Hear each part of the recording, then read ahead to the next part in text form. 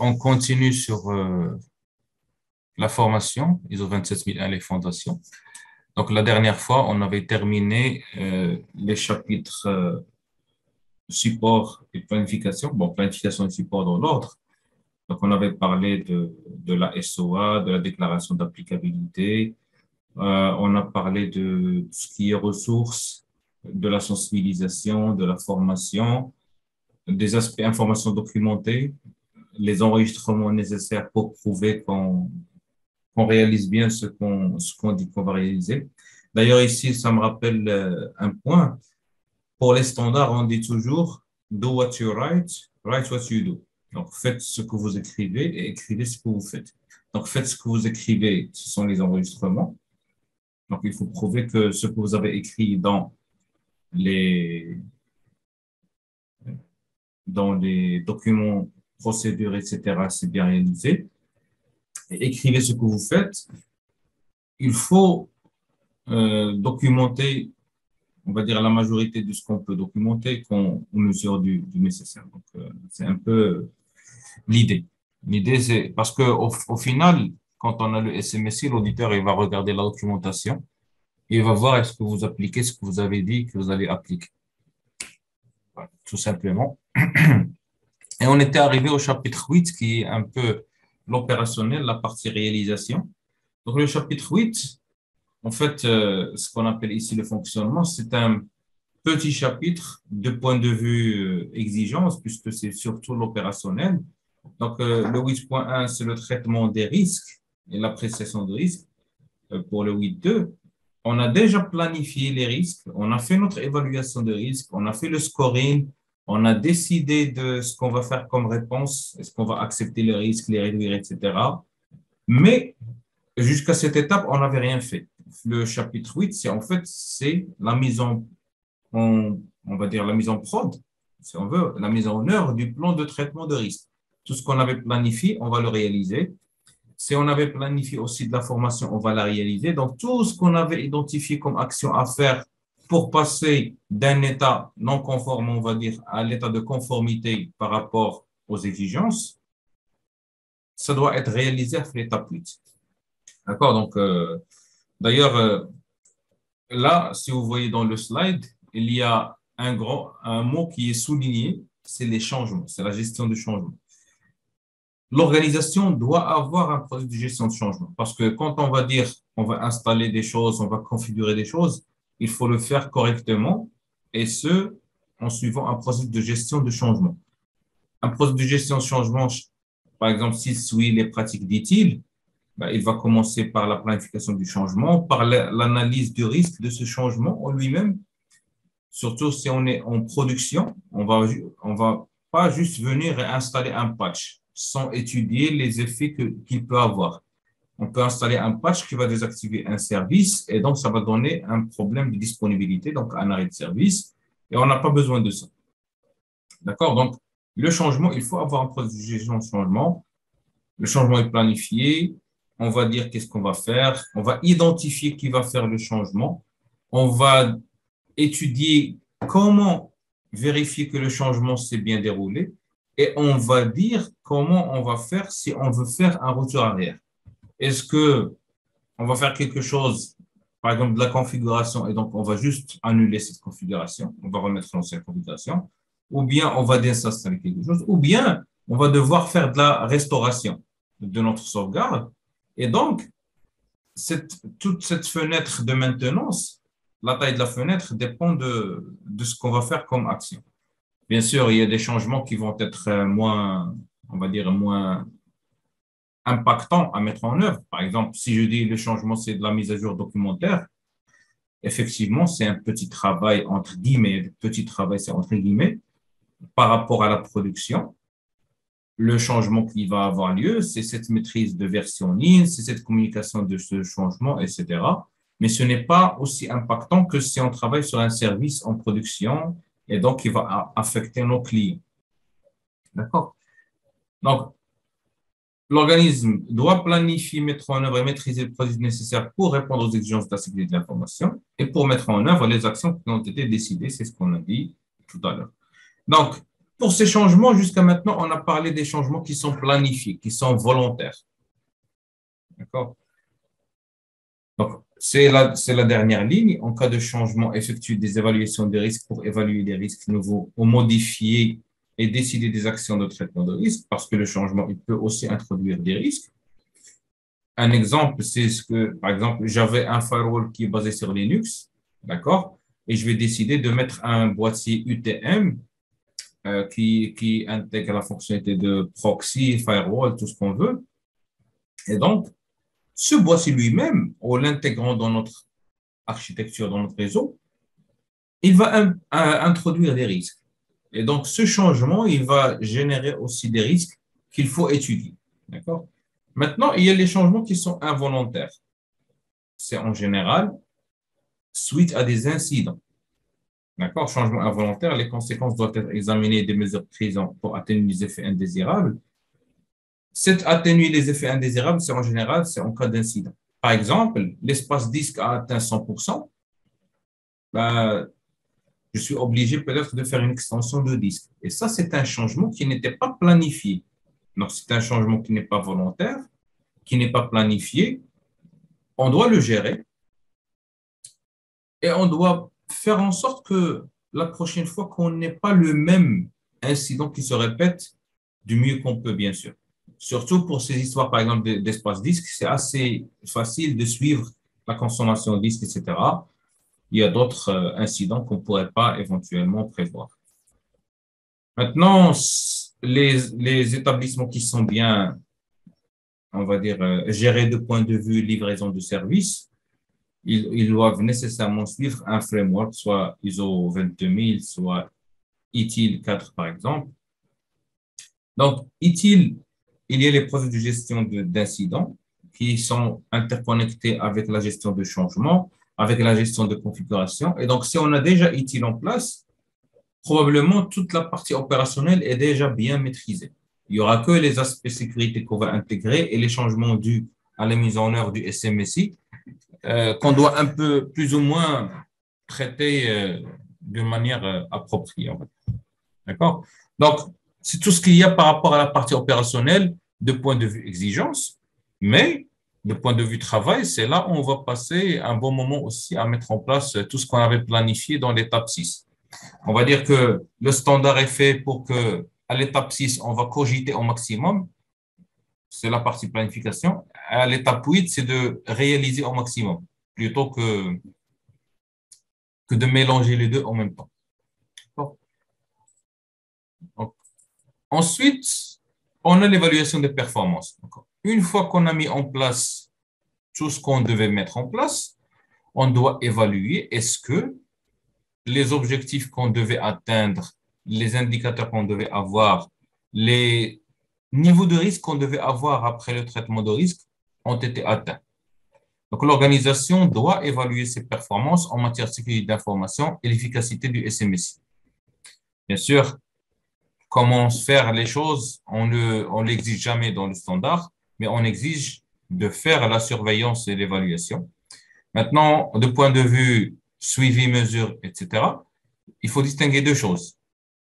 Il faut distinguer la fréquence de collecte des mesures et la fréquence de revue de ces informations, et donc de calcul du KPI éventuellement, de Key Performance Indicators. Donc, la fréquence de collecte, ça peut être chaque 5 minutes. Par exemple, je veux collecter chaque 5 minutes la consommation de CPU et mémoire sur mon serveur. Pourquoi? Pour avoir une certaine visibilité, par exemple, sur l'extension des performances, s'il faut le faire, du serveur, etc.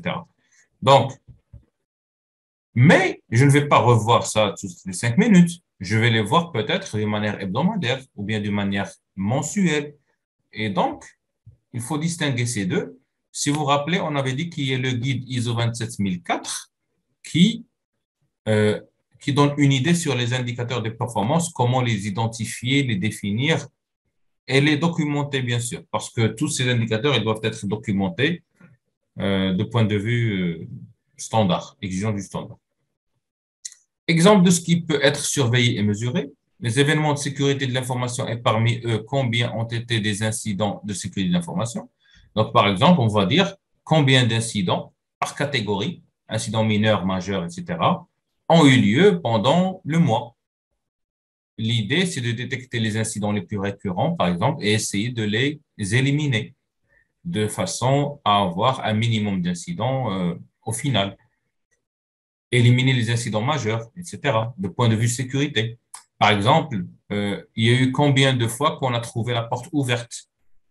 Parce que quand on pense sécurité, il faut arrêter de penser juste IT. La sécurité de l'information, ce n'est pas juste la partie IT. J'insiste sur ça. C'est aussi l'être humain, c'est aussi la sécurité physique. Si vous n'avez pas la sécurité physique, vous n'avez pas besoin de mettre un mot de passe sur les serveurs parce que dans tous les cas, on peut resetter le mot de passe. On peut démarrer sur des CD live ou bien des clés USB live et changer le mot de passe du compte admin du serveur ou bien du compte root du serveur. Donc, sécurité physique, c'est aussi quelque chose à surveiller. Par exemple, si on a dit aux gens de simplement, par exemple, le nombre de pannes de la caméra surveillance ou bien de la pointeuse à l'entrée, la badgeuse à l'entrée. C'est aussi un indicateur parce que si la badgeuse tombe en panne très fréquemment, c'est-à-dire que à un certain moment, on va dire que la porte reste ouverte la majorité du temps. Donc, tout ce qui est sécurité physique, il n'y en a plus.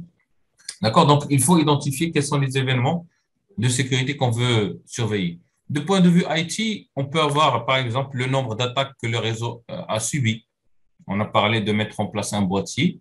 Sur ces boîtiers, en général, on peut avoir des indicateurs, en fait, des compteurs de performance. On peut avoir,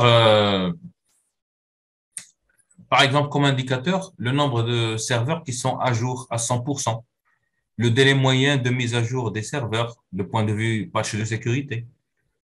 Donc, tout ça, ce sont des indicateurs qu'on peut avoir. Bien sûr, l'objectif, ce n'est pas seulement d'avoir des indicateurs, mais c'est d'avoir des indicateurs qui sont pertinents pour l'organisation et bien sûr pour le SMSI.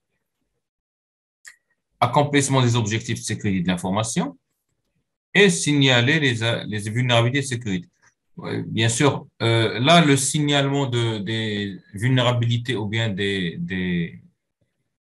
peut-être des incidents de sécurité, de point de vue vulnérabilité, on va donner juste un exemple ou deux. Par exemple, lors de la sensibilisation, on dit aux gens, attention, si vous recevez un email qui est un email de phishing, forwardez-le à cette adresse email, ou bien à l'équipe sécurité, ou bien à l'admin de messagerie.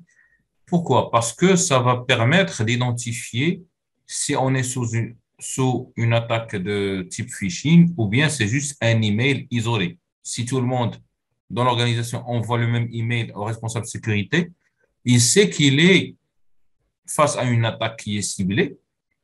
Et donc, par exemple, sur la passerelle email, il peut mettre du filtrage par adresse source, par IP source, par mots-clés, etc., pour minimiser le risque qu'il y ait des gens qui reçoivent ces emails et qu'ils cliquent dessus. D'accord? Donc, signalement des vulnérabilités de sécurité. Signaler le fait que la porte ne s'ouvre pas ou bien que la fenêtre a un vitre cassé, etc., c'est aussi un signalement de vulnérabilité de sécurité. D'accord? Donc, tout ça, euh, ça, ça passe en général dans les consignes et dans les sensibilisations. Ça peut aussi être plus formel si on le juge nécessaire. Les informations recueillies par le suivi et la mesure doivent être analysées, évaluées pour voir ce qui peut être amélioré. Donc là, en fait, on est dans le chapitre 9 de l'amélioration continue, éventuellement. L'évaluation de performance, c'est un peu lié parce que dans la partie réalisation, il y a la réalisation, mais là, on est dans l'évaluation de performance, on est plutôt dans le chapitre 9. Donc, il y a ce qu'on appelle l'inspection ou bien la surveillance, c'est le 9.1. Donc, les informations recueillies, les indicateurs recueillis, comme j'ai dit, il faut les analyser et les évaluer. Rappelez-vous que le schéma, c'est le PDCA. Si un indicateur il est bon à 100% du temps, ce n'est pas un indicateur avec lequel on doit passer du temps. On peut même l'enlever de la liste parce que ça ne sert à rien. On peut le garder si ça nous chante, mais Le plus important, ce sont les indicateurs qui sont mauvais et qu'on va améliorer. On va le dire comme ça parce que l'objectif, c'est d'améliorer la posture de sécurité d'information de l'organisation.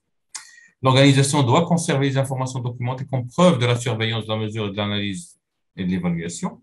C'est-à-dire que tout ce qu'on va collecter comme indicateur, effectivement, on est dans la phase de check, c'est la vérification du PDCA.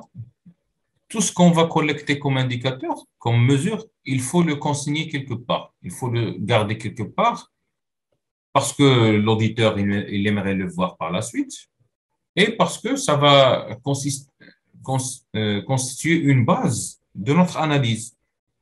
En général, on a dit que les objectifs long terme, c'est sur les 3 ans. On va dire long terme, c'est relatif. C'est sur les 3 années de la certification. Mais on peut avoir des indicateurs, beaucoup d'indicateurs collectés qui sont valables juste pour l'année parce qu'on veut améliorer des choses sur l'année. Une fois l'année écoulée, à la rigueur, on peut abandonner les mesures, la donnée brute collectée, mais on va garder les analyses et les KPI qu'on a fait bien au chaud. En fait, en termes en maintien de données collectées, idéalement, si on peut garder l'information pendant les 3 années du cycle, c'est mieux. C'est le mieux qu'on peut faire. Parce que une fois que le cycle de certification s'est terminé, on va dire que déjà cette donnée, elle a 3 ans d'existence. Éventuellement, elle n'est plus pertinente. Si on supprime les données chaque année, peut-être qu'on aurait besoin de revenir à quelque chose et qu'on l'aurait pas. Donc, si vous vous rappelez, quand on a parlé de documentation, on a parlé de la phase d'archivage. On peut dire qu'au bout d'une année, on va archiver, mais on va supprimer qu'au bout de 3 ans. L'espace de stockage, il n'est pas très cher. Donc, tout ce qui est information électronique, c'est facile de la garder. La 27004, comme on a dit, c'est la ligne directrice pour évaluer les performances de la sécurité de l'information et l'efficacité d'un SMSI. Donc, l'étape suivante, donc après l'analyse et la collecte de toutes ces informations, on a mis en place nos PTR, on a tout fait, on arrive à l'étape de l'audit interne. Donc, l'audit interne, c'est le premier examen de notre système de management. C'est une obligation de le faire. Ce n'est pas juste un luxe pour se préparer à l'assertif, c'est une étape dans l'amélioration continue, c'est de faire l'évaluation de notre système. Ce qu'on ne peut pas, si on n'évalue pas, on ne peut pas s'améliorer. Donc, les organisations doivent effectuer des audits internes à intervalles planifiés. Donc là, il y a la partie planification. En effet, c'est une exigence de planifier l'audit interne. Donc, le chapitre 6, planification, on doit prévoir un planning de l'audit interne. On va dire qu'à cette date, on va auditer ça, à cette date, on va auditer ça, etc. Le programme, c'est sur une durée qui est plus longue. En général, on peut faire un programme sur les 3 années, en général sur les 3 années, mais avoir un programme plus détaillé ou bien un planning plus détaillé pour l'année. Pourquoi on fait un programme sur les 3 années? Parce que l'exigence, c'est de faire l'audit de tout le système au moins une seule fois durant les 3 années. Donc, on peut planifier. La première année, quoi qu'il en soit, on doit tout auditer. Bon, je vais reformuler. La première année dans laquelle on va se certifier, on va tout passer au crible. Donc, on va tout auditer, tout le système. Mais une fois certifié, on n'est pas obligé de re-auditer tout le système systématiquement chaque année. On doit planifier l'audit sur les 3 années pour que tout soit audité sur les 3 années. Mais chaque année, on peut faire le focus sur des choses plutôt que sur d'autres. Sur quoi on va se concentrer? Sur les activités qui sont importantes et les processus qui sont importants côté business. Sur les processus et activités qui ont le plus de problèmes, le plus de non-conformité. C'est ce qu'on met ici, les résultats des audits précédents. Si une activité tourne correctement, je n'ai pas besoin de lui faire un audit interne 5 fois durant la même année. D'accord? Alors qu'une activité où il y a beaucoup de non-conformité, je peux faire plusieurs audits internes de cette activité pendant la même année. Parce que l'idée, c'est quoi? C'est que dans l'année, on arrive à un niveau qui est acceptable, bien sûr, si on peut. Pourquoi je dis si on peut? Parce que vis-à-vis de l'auditeur, si on dit qu'on a fait 5 audits, mais on a quand même des non-conformités, ce n'est pas la même chose que si on dit on a fait un seul audit et on a 70 non-conformités. Ce n'est pas la même chose. On montre qu'on fait de notre mieux pour que le système devienne conforme au maximum. Si on n'arrive pas à le faire dans l'année, il y a encore l'amélioration continue qui tourne. Et donc, on va essayer d'atteindre nos objectifs l'année prochaine ou bien l'année qui suit. Les activités et le processus où il y a le plus d'incidents de sécurité, on va se focaliser dessus. En fait, l'audit interne, c'est comme le diagnostic qu'on va faire chaque 3 mois ou bien chaque année chez le médecin pour voir qu'est-ce qui tourne et qu'est-ce qui ne tourne pas. Les performances de sécurité, bien sûr, là où les indicateurs ne sont pas bons, on va essayer de faire l'audit interne. Un petit rappel, l'audit interne, il cherche l'efficience du système de management. Il ne cherche pas juste l'efficacité. L'efficience, c'est-à-dire l'optimal. Donc, faire les choses d'une manière qui est optimisée, qui est optimale, etc. Et donc, il va pousser vers le mieux, le meilleur. Alors que l'audit de certification, quand l'auditeur est là, il cherche juste à voir est-ce qu'il y a conformité ou pas. Vous faites la sauvegarde, oui. Comment vous la faites? On la fait manuellement 1 fois par semaine. Pour l'auditeur, si ça répond à votre niveau de risque, c'est suffisant. Par contre, l'auditeur interne, qu'est-ce qu'il va dire? Comment on peut le faire plusieurs fois? Comment on peut automatiser sans que ça nous coûte plus cher, etc. Donc, il va pousser vers l'optimisation, du mieux qu'il peut, bien sûr, de son système de management. Et l'idée, c'est que si l'auditeur interne il pousse vers le meilleur, l'auditeur externe il va trouver qu'on est à minima conforme. C'est la moindre des choses, parce que sinon, on ne va jamais être dans l'optimal. Les audits internes, ils sont planifiés en collaboration entre toutes les parties intéressées. Il y a les responsables des activités, les directeurs, le top management. Tout le monde est impliqué dans la planification parce que ce n'est pas inopiné.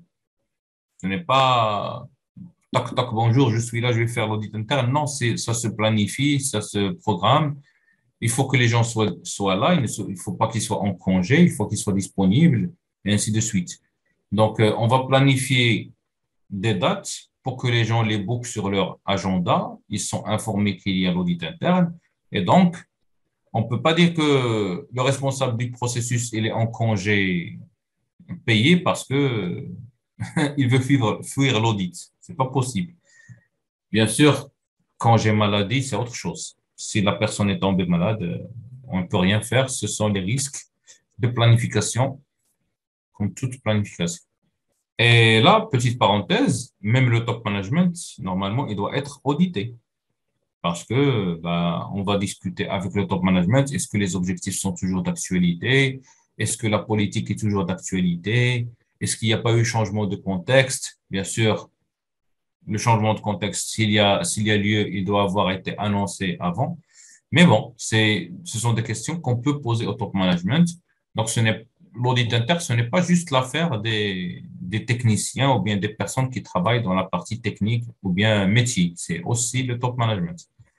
Donc, l'audit interne, c'est ce qu'on appelle aussi audit première partie, si on veut le jargon. Donc, pour chaque audit interne, on va décider de la portée, c'est-à-dire quel est le périmètre de l'audit qu'on va réaliser. Donc, quelle activité, quel site, quel processus, etc.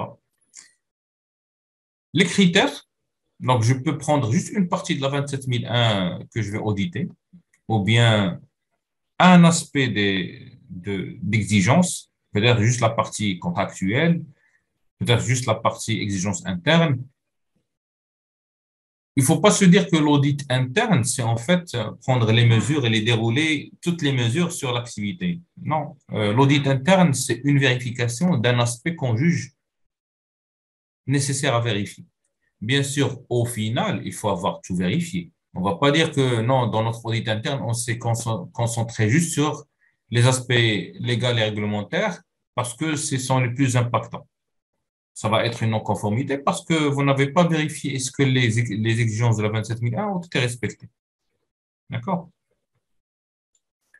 Ce qu'on appelle les critères d'audit. En fait, les critères d'audit, c'est ce qu'on va vérifier. Les personnes qui vont réaliser l'audit, bien sûr, ils doivent être à l'aise avec l'activité d'audit, la terminologie et les principes de sécurité de l'information, la gestion des risques. Si on va discuter la méthodologie d'appréciation de risque ou bien de gestion de risque, il faut déjà qu'on sache comment ça marche. Rappelez-vous qu'on a dit qu'il y a une partie documentaire. Dans l'audit, en réalité, il y a toujours la revue documentaire avant la vérification de la réalisation. Donc, normalement, l'auditeur, quand vient en entretien avec une personne, il ne va pas lui dire comment vous faites ça pour apprendre déjà comment ils font. Non, parce qu'il a déjà lu la procédure, bien la documentation où il y a le comment.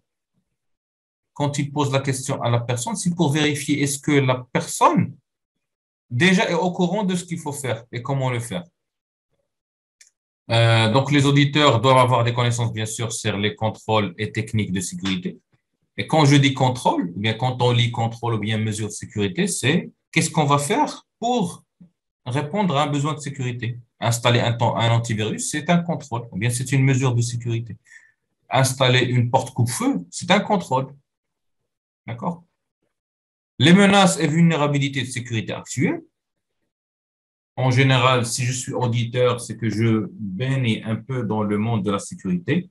Je dois être au courant de tout ce qui est menaces et vulnérabilités d'actualité. Il faut être dans l'actualité parce que, rappelez-vous que l'auditeur, il doit challenger les autres. Donc, s'il est toujours dans les années 90, il aura du mal. Il aura du mal à discuter les vulnérabilités, comment ont été techniques, comment ont été mitigées par la gestion de risque. Il faut comprendre un peu, ou bien savoir un peu de législation du secteur d'activité de l'organisation. Code de travail, le minimum, 0908 pour le Maroc, pour les données à caractère personnel, ou autres textes de loi. En fait, il y a 4 ou 5 textes de loi que, en général, par exemple, tout ce qui est propriété intellectuelle, et ainsi de suite. Donc, il faut avoir un petit bagage, mais on n'est pas censé être des juristes. Les auditeurs doivent être indépendants des activités auditées. Et là, c'est très important. Rappelez-vous la première séance, j'ai dit que l'auditeur interne, il peut être dans l'entreprise, une personne dans l'entreprise, ou bien on peut sous-traiter l'audit interne à une personne externe à l'organisation. Que la différence entre les deux, c'est que si l'auditeur il a des responsabilités opérationnelles aussi, il ne peut pas et ne doit pas auditer ses propres activités parce qu'il ne va pas être objectif. Donc, pour l'audit interne, il faut avoir l'indépendance de l'activité auditée. Donc, si j'appelle Bendris pour me faire un audit interne, on est sûr qu'il est indépendant de l'activité puisqu'il ne travaille pas chez nous. Maintenant, l'auditeur interne, il ne peut pas être un auditeur qui va donner une certification parce qu'il n'est pas indépendant de l'organisme. C'est pour ça qu'on parle de l'audit tierce partie, l'audit de certification, ça s'appelle l'audit de tierce partie parce que l'organisme de certification n'a aucun intérêt dans l'organisation, encore moins l'auditeur. L'auditeur qu'on va mandater par l'organisme de certification pour faire l'audit de certification, il ne doit être ni actionnaire, ni le cousin du patron, ni le frère de l'administrateur, ni quoi que ce soit. Il ne doit avoir aucune relation avec l'organisme qu'il va auditer. Maintenant, si par exemple, il sait que, bon, il a un ami qui travaille dans l'organisation, là, l'organisme de certification, il va faire une certaine gestion de risque. Il va dire, est-ce que ça pourrait impacter la crédibilité de l'auditeur ou bien l'impartialité de l'auditeur. Parce que si je vais auditer un ami, bon, je peux être très à l'aise avec lui, donc mettre tout est conforme juste parce que c'est mon ami. D'accord? Dans l'audit interne, ces questions ne se posent pas. La seule question qui se pose, est-ce qu'il va auditer ses propres activités ou pas? Si ce n'est pas le cas, il n'y a pas de problème. Et donc, en général, si je n'ai pas une personne qui ne fait que de l'audit interne, qu'est-ce que je vais avoir? Je vais avoir au minimum 2 personnes, ou bien plus, donc au minimum 2 personnes. C'est-à-dire, je vais dire le responsable, l'administrateur réseau, et je vais dire n'importe quoi, et le RH sont des auditeurs internes. D'accord? Donc, le RH, il va faire l'audit de toutes les activités, sauf l'activité RH. Et l'administrateur réseau, qui est aussi auditeur interne, il va auditer juste l'activité RH. Comme ça, on a répondu à l'indépendance de l'activité et on a notre audit interne qui est fait par des personnes en interne. Bien sûr, ce n'est pas la personne qui a implémenté le SMSI qui va faire l'audit interne, parce qu'il y a une certaine subjectivité quand même. Donc, si vous vous faites accompagner par quelqu'un pour la mise en place, ou bien si vous accompagnez une entreprise pour la mise en place d'un SMSI, et ça, c'est en général une discussion qui se fait, la formation de lead implémentaire, en général, il faut ramener un auditeur externe, bon, externe, indépendant, qui n'est pas vous, qui pour faire l'audit interne du SMSI que vous avez vous-même mis en place. D'accord? Donc, juste garder en tête que l'audit interne est là pour vérifier que le système est bien en place et que la personne qui fait l'audit, il ne doit pas auditer sa propre activité. Le résultat de l'audit, rapport d'audit, doit être communiqué à la direction, c'est-à-dire que les résultats ils doivent être en fait communiqués aux personnes concernées, en particulier le DG ou bien le CIO ou bien tout ce que vous voulez. Le rapport d'audit interne, en général, il n'est pas accessible par tout le monde parce qu'il peut contenir de l'information qui est confidentielle. En parlant de ça, l'auditeur interne, quand il fait l'audit, durant la période d'audit, on ne peut pas lui dire c'est une information confidentielle. Il peut demander le salaire du DG, on ne peut pas lui dire c'est une information confidentielle, théoriquement, parce que lors de l'audit, il a carte blanche. Et c'est pareil pour l'audit externe, bien de certification. On ne peut pas dire à l'auditeur de certification, c'est une information confidentielle, on ne peut pas vous la donner. Ce qui explique que peut-être dans le rapport d'audit, on pourrait trouver des informations qui sont confidentielles. Et donc, en général, le rapport d'audit, il a une diffusion qui est restreinte à quelques personnes, notamment la direction. Si on trouve des non-conformités, bien sûr, il faut produire des fiches de non-conformité et donc on doit répondre à ces non-conformités. Répondre à la non-conformité, on est dans le acte. On est arrivé à la fin du cercle du PDCA, c'est réagir à la non-conformité. On dit d'ailleurs réagir à la non-conformité avec des corrections et des actions correctives. C'est quoi la différence entre correction et action corrective? La correction, c'est qu'on va corriger cette instance de la non-conformité.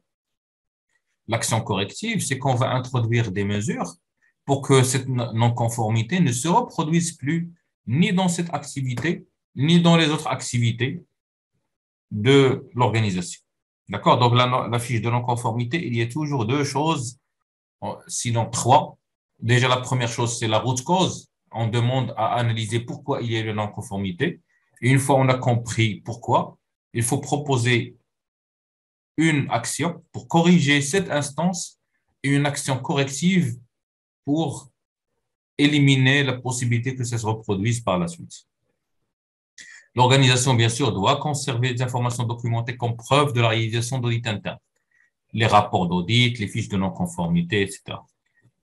Petite parenthèse encore, et ça, c'est la formation d'auditeur. Quand on fait l'audit, il faut distinguer 2 choses. Les notes d'audit et le rapport d'audit. Donc, les notes de l'auditeur, ce sont des informations que l'auditeur va garder pour lui-même.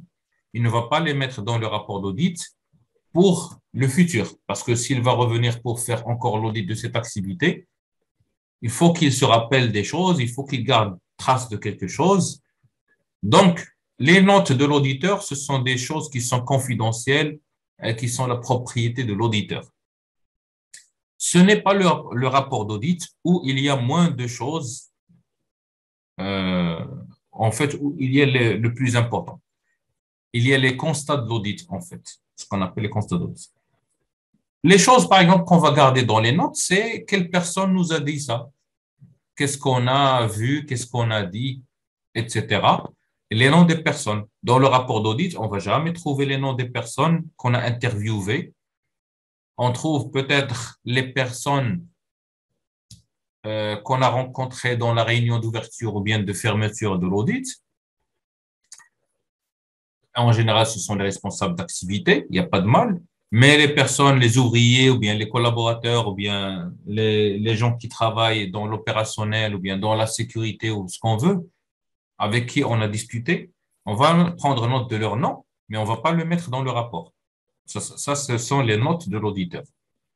Les notes d'auditeur, comme j'ai dit, sont confidentielles, mais le rapport d'audit, les fiches de non-conformité, ce sont des informations qui sont considérées comme des enregistrements qu'il faut garder comme preuve de la réalisation de l'audit.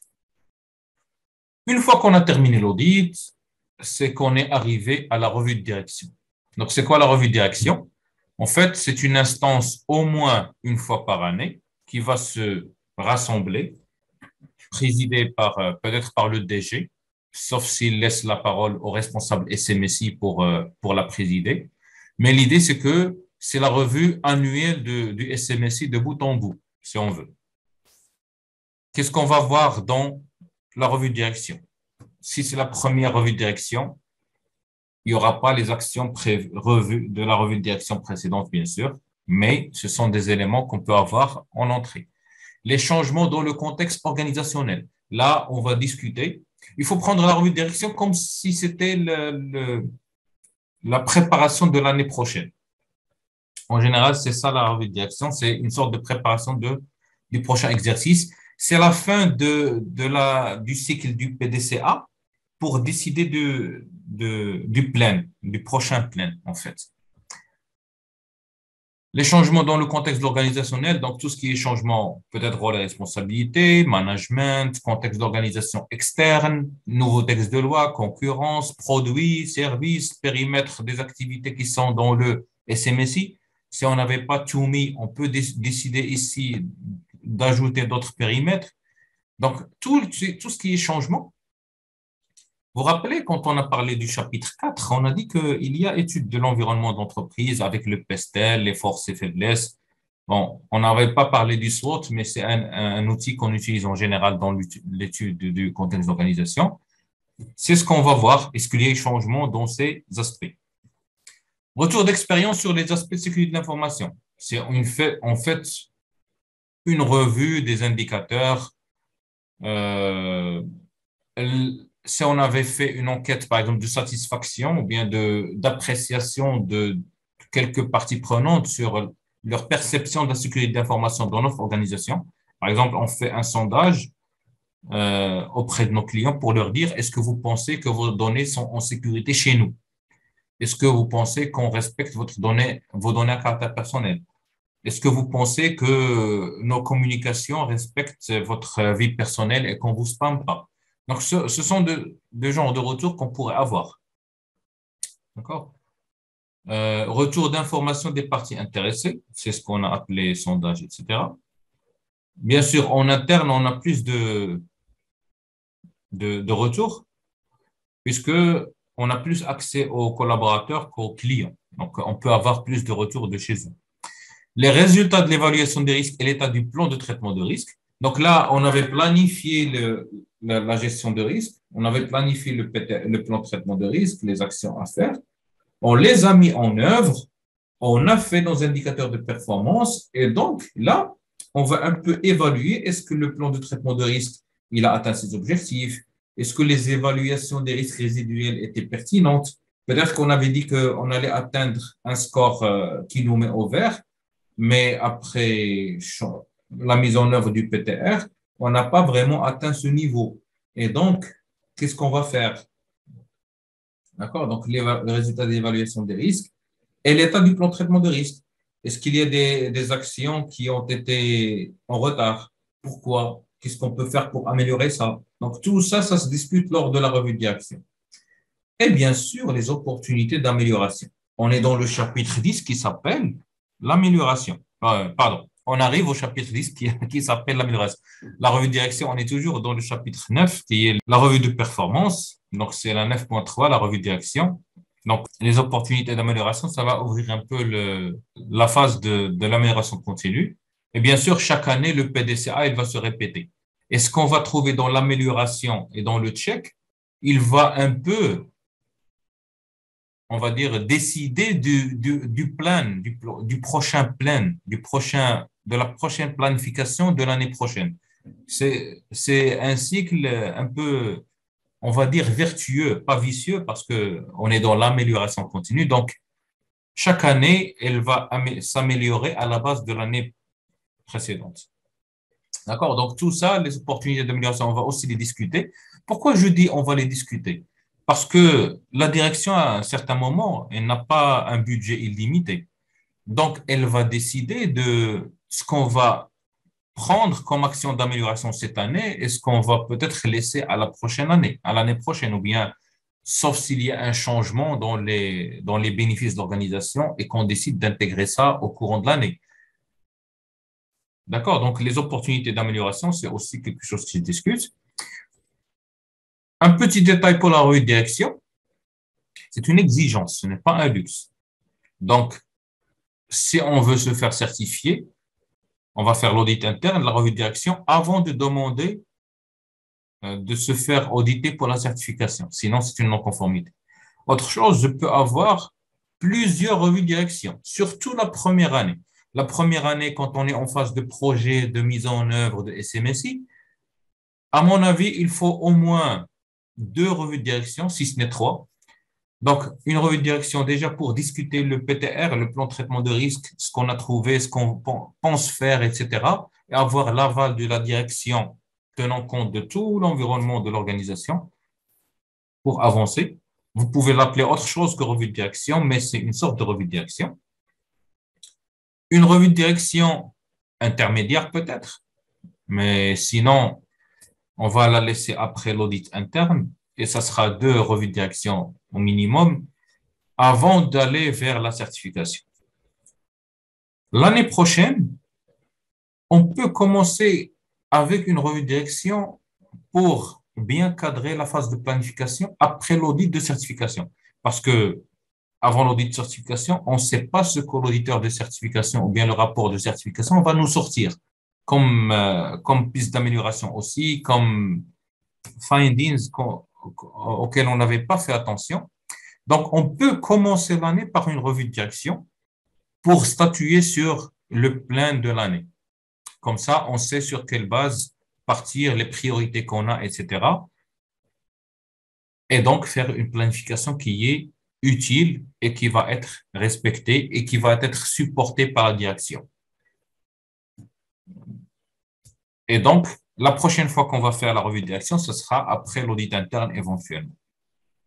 Les données de sortie, avec quoi on va sortir de la revue de direction, donc les opportunités d'amélioration et la nécessité de faire évoluer le SMSI. Donc là, en fait, on en a parlé dans le slide précédent, les décisions qui vont un peu impacter notre SMSI.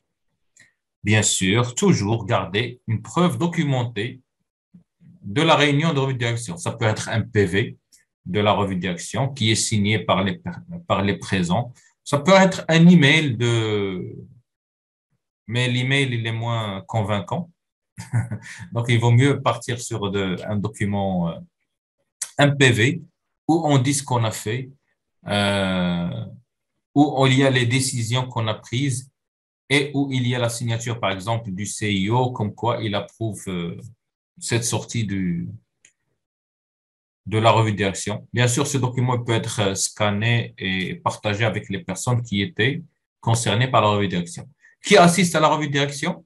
Au minimum, il y a le responsable SMSI, bien sûr. Si on a un responsable de gestion de risque à part, il faut qu'il assiste.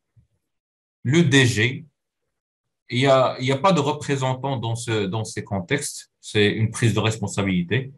Et toute personne qu'on va juger nécessaire, pertinente. Donc, par exemple, si on a un directoire, par exemple, si je suis dans une organisation où il y a un directoire, un comité de direction et un directeur président général, un PDG, la revue de direction, ça peut se faire lors d'une revue de direction de. Donc, il y a tout le directoire qui est réuni, par exemple. Parce que, bien sûr, le PDG doit aussi défendre le budget qu'il doit mettre en œuvre et ainsi de suite. Là, on passe à l'amélioration, donc au chapitre 10. Donc, le 10.1, c'est les non-conformités, actions correctives, et le 10.2, c'est l'amélioration continue. Donc, les non-conformités et actions correctives, on en a parlé. Après l'audit, on peut avoir des non-conformités. Donc, une fois qu'on a une non-conformité documentée, une non-conformité identifiée, bien sûr, il faut qu'elle soit documentée, ça va de soi. Il faut corriger, il faut réagir.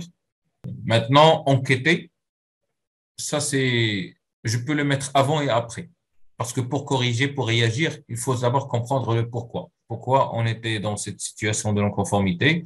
Pour corriger, maintenant, enquêter, c'est pour trouver s'il y a d'autres instances où la non-conformité peut se reproduire.